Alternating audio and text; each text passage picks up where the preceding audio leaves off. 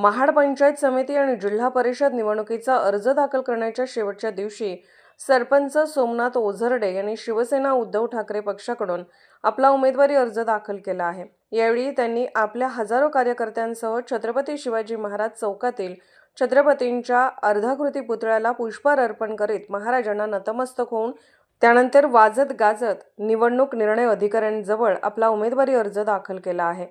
त्यांच्यासह शिंदे गटाचे माजी उपसरपंच चंद्रकांत मोरे यांच्या पत्नी सुषमा यांनी नुकताच उद्धव बाळासाहेब ठाकरे पक्षामध्ये पक्षप्रवेश करून विन्हेरे पंचायत समिती गणातून आपला उमेदवारी अर्ज दाखल केला। यावेळी ओझरडे यांनी या निवडणुकीबाबत माध्यमांशी संवाद साधून आपली भूमिका स्पष्ट केली, तर यावेळी विरोधी पक्ष नेते निलेश ताठरे यांच्यावर टीका केली आहे। जागृत महाराष्ट्र न्यूज, रामदास चव्हाण, महाड, रायगड।